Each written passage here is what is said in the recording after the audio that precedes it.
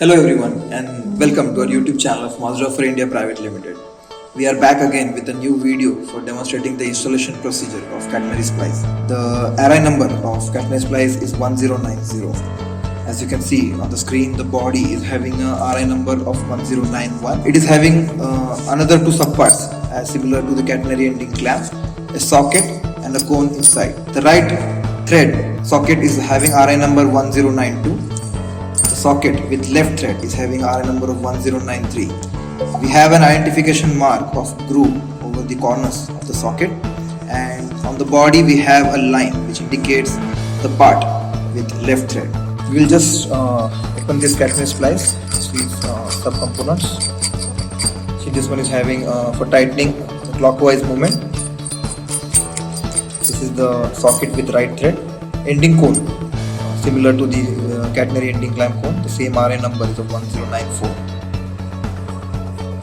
We have two numbers of ending cone and a socket with left thread.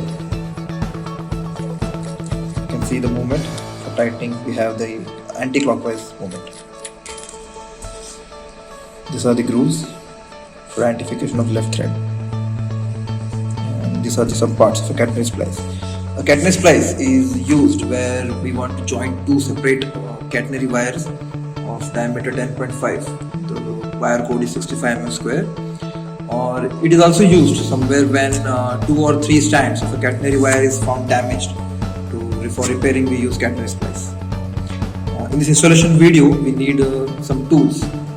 As you can see on the screen, these are the tools which will be used at the time of installation of a catenary splice. Firstly, we will need one vernier caliper. It is not mandatory, as at site practically people just use the measuring tapes, but for verification of wire or not making any kind of mistakes, we will need a vernier caliper.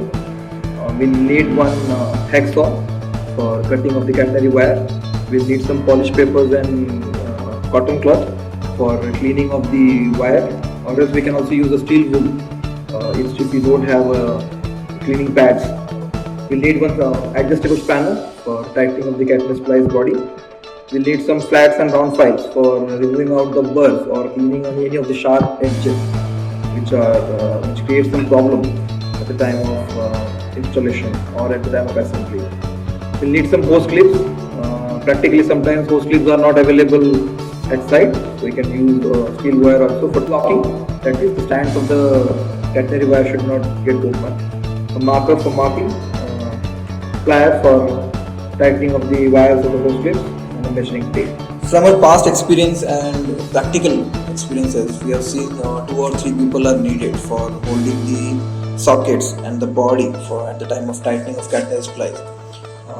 To avoid that or to make it easy, we have developed one fixture. Later in this video, we will show the purpose or how to use this fixture to make the installation procedure easy practically at site. As you can see on the screen, we are having 2 separate cut pieces of catenary ending wire, and we will be assembling the catenary splice to these catenary wires.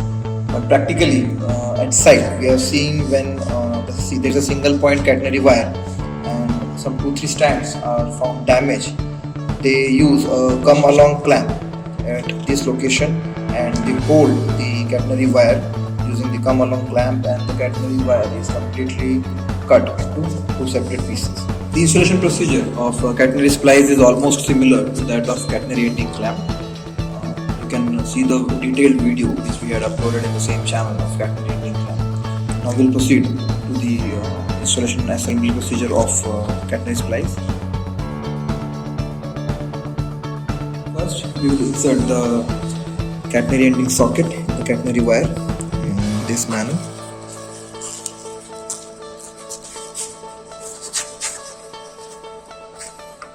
And we have a marking at 200 mm. This can be varied if practically we are facing a problem at the site.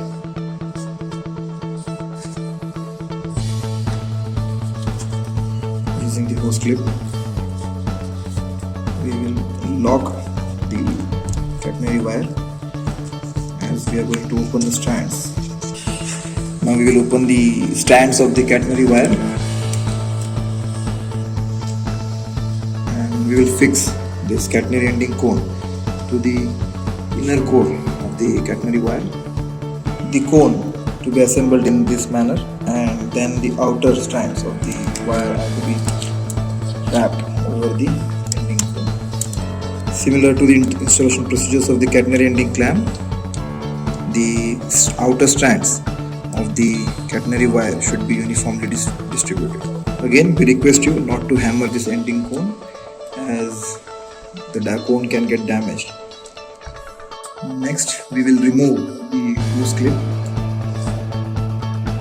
and replace the socket over the cone and catenary wire assembly.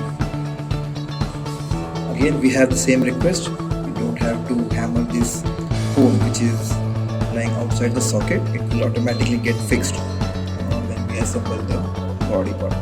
So in the similar fashion, we have assembled both the sockets. Socket with right thread, that is 1092, and the socket with left thread 1093. And now we will be assembling both the sockets to the body using the fixture which we have shown earlier in this video. So this is the fixture which we will be using for assembling the catenary splice. Initially we will be tightening the socket to the level which is possible practically at sight.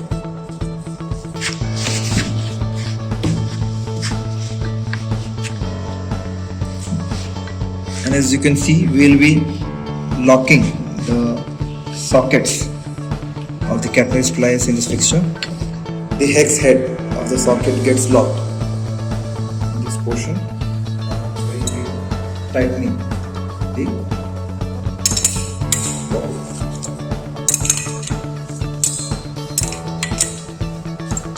So this is how a catenary splice is assembled with the catenary wire of 65 mm square. Hope you all like this video, and we will be back soon with some more informative videos about the OHE fittings of Indian Railways. To the viewers who are viewing our channel or the video for the first time, we request you to please subscribe our channel and press the bell icon to stay tuned to all the videos which we upload to our channel. Thank you. Have a nice day.